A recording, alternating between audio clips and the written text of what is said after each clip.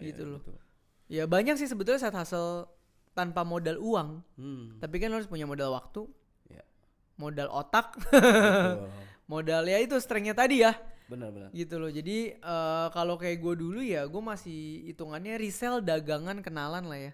Jadi reseller gitu. Reseller manual lah. Itu lebih enak kenapa? Karena marginnya besar. Kebayang. Kayak dulu gue jual kayak lapis margin bisa 100-200%. Betul. Tapi kalau itu di affiliate mana bisa, saingan gue semua taruh link. Ujung-ujungnya untung mentok 5%. Ya quantity banyak. Ya. Tapi profit margin turun. Tapi balik lagi strength kita apa?